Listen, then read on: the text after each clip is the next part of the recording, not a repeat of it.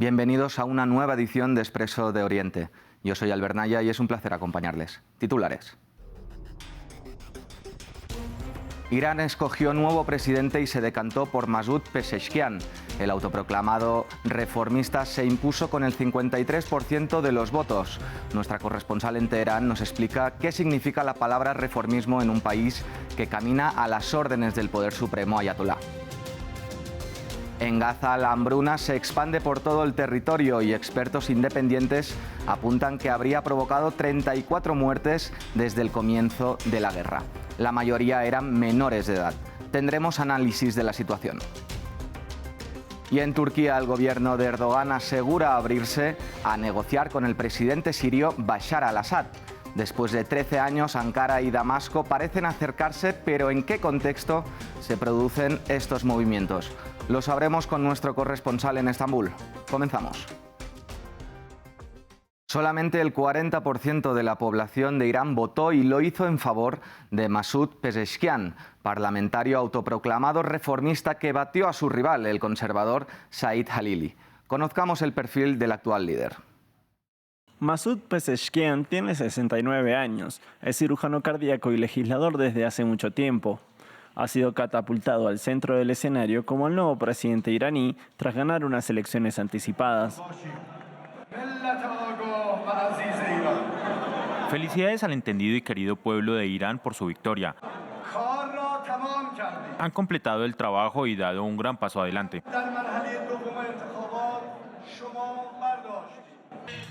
Se le considera un reformista y llega al poder tras derrotar a candidatos de línea dura. Los simpatizantes en su oficina de campaña dijeron que querían ver un cambio en Irán. Quiero que se reactive el pacto nuclear lo antes posible porque las sanciones son la causa de la difícil situación de la gente. Con cerca del 54% de los votos en una segunda vuelta marcada por una baja participación, ahora tiene un mandato para cumplir. Su promesa de reactivar el acuerdo nuclear de 2015.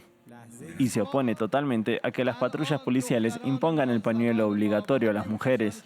¿Lo hará dentro de los marcos establecidos por el líder supremo de Irán de 85 años de edad?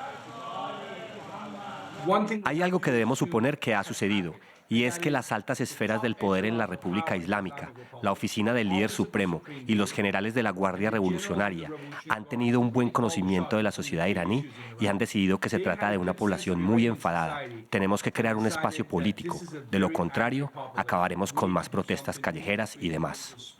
La elección de Pezeshkian indica un cambio en Irán, pero no del todo. El ayatolá Ali Jamenei sigue siendo el líder supremo que dicta las grandes líneas políticas del país. Y para entender mejor su agenda, estuvo aquí presente en nuestro estudio en Bogotá nuestra corresponsal en Irán, Catalina Gómez. Ella nos dio las claves de este conocido parlamentario en la política interna del país, que ahora agarra las riendas del gobierno con la bandera del reformismo. Hay que entender que Masoud Pezeshkian no es un hombre que está alejado del sistema de la República Islámica. Lleva años siendo parlamentario por el reformismo. De hecho, es uno de los pocos realmente parlamentarios del reformismo que todavía siguen activos en ese país. Él fue ministro de Salud durante esa época, digamos, llamémosla dorada, dentro de lo que se puede llamar dorada, de esos 45 años de la República Islámica, que fue esa presidencia del reformista Mohammad Khatami.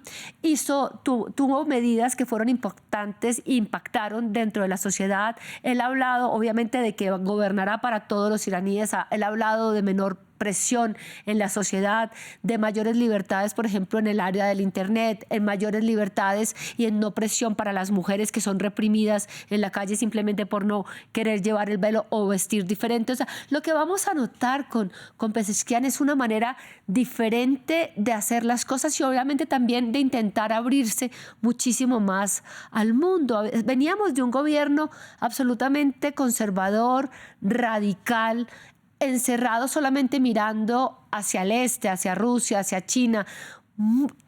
Obviamente la relación, importa quién sea el presidente de Irán, las relaciones con Estados Unidos, Israel y Europa van a ser malas y muy tensionantes, pero hay momentos donde hay un mayor diálogo, como lo vimos con Hassan Rouhani, como lo vimos con Hatami, y donde posiblemente, si el sistema lo permite, lo vamos a ver con Masoud Pezeshkian, pero de una vez está clarísimo, este hombre, este señor, este médico no va a tener un gobierno fácil en absoluto. Y en un sistema protegido por una caja hermética, Pezeshkian tendrá que lidiar con un parlamento contrario a su agenda y un techo marcado por los ayatolás. Pero nos vamos a encontrar que el sistema en tal es un sistema radical, es un sistema dominado por los conservadores que no van a ver con buenos ojos muchas de las propuestas que va a traer Masoud Pezeshkian y su equipo de gobierno. Vamos a empezar por ver quiénes va a poner en su gabinete y si van a ser aprobados por un parlamento mucho más radical y mucho más conservador, incluso de años atrás. O sea, que vamos a encontrar choques y todos los reformistas, todos quienes votaron por él saben que va a ser un gobierno extremadamente difícil de choque, pero el sistema de la República Islámica va a tener que tomar una decisión.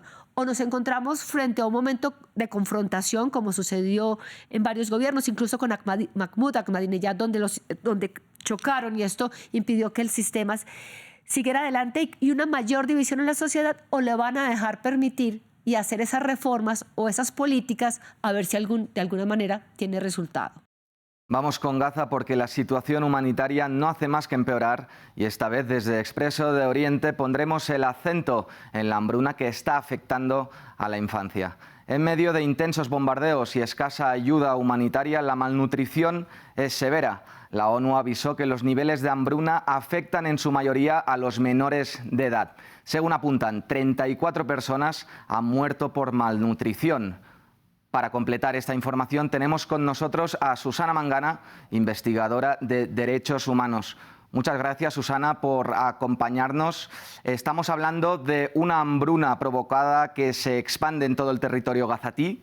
¿Qué papel juega la comunidad internacional cuando ya está más que probado que en Gaza los menores de edad están muriendo de hambre? Adelante. Bueno, efectivamente, Albert, primero que nada agradecerte este contacto y la oportunidad, una vez más, de poner el foco en el sufrimiento de la población palestina, que no es solo la población de Gaza, sino que también hay violaciones graves a los derechos humanos en Cisjordania. Pero concretamente, para responder a tu pregunta acerca de la hambruna, Israel está utilizando el hambre como un arma de guerra para aniquilar, pero sobre todo para forzar la expulsión y para castigar, en definitiva, al pueblo palestino. Y no mueren solo menores de inanición.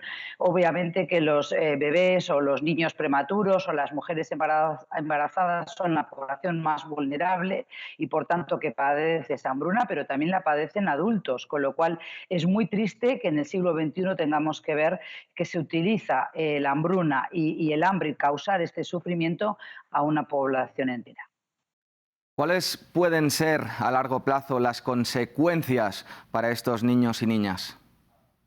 Bueno, pues efectivamente esta hambruna, este trauma que están viviendo psicológico, no solo el terror de tener que vivir bajo las bombas desde hace 9 meses, sino de haber perdido muchos de esos niños y jóvenes a sus padres, a ambos padres y ser huérfanos, otros han perdido hermanos, tíos, a toda una familia, pues entonces esto va a afectar psicológicamente a esta generación, que es una generación ya perdida, y esto va a retroalimentar a su vez la violencia, porque estas personas van a crecer con un odio, un sentimiento de rencor y frustración hacia la comunidad internacional, pero muy especialmente hacia Israel, y esto solo puede traer más violencia a una región ya plagada de conflictos como es Oriente Medio.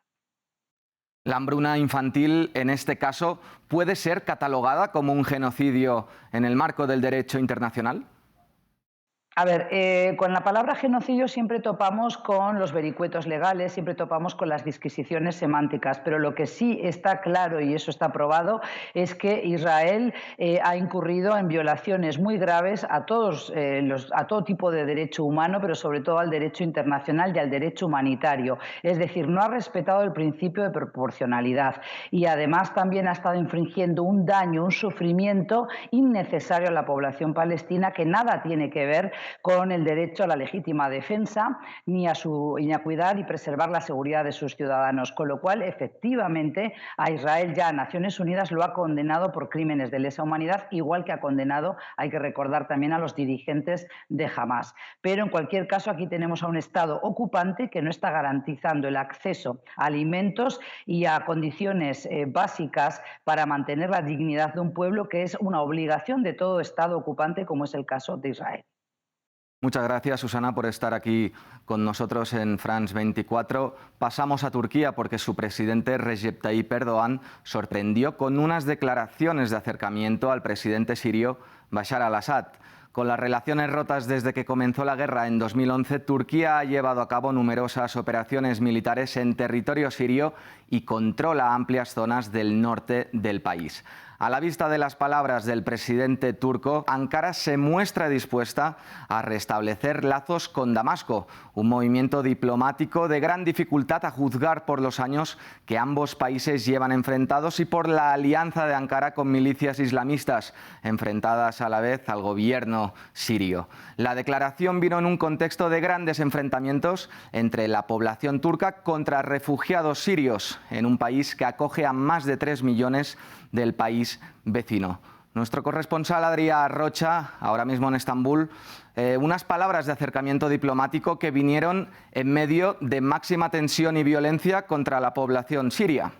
Sí, de hecho, este anuncio de esta supuesta visita no llega en un momento para nada aleatorio, y lo hace precisamente porque la semana pasada ocurrieron en el este de Turquía varios días y jornadas de disturbios y violencia en contra de refugiados sirios, por los que fueron detenidas más de 500 personas y un sirio murió por culpa de esta violencia, que atentaba sobre todo contra coches, casas y tiendas regentadas por refugiados sirios. La violencia y el odio de los turcos en contra de los sirios no ha hecho más que aumentar en los últimos años a medida que aumentaba la crisis inflacionaria y económica turca. La gran mayoría de los turcos quieren que los sirios se vayan, y por eso Erdogan quiere mostrar su intención de restablecer las relaciones con Assad para que los sirios puedan volver finalmente a su país.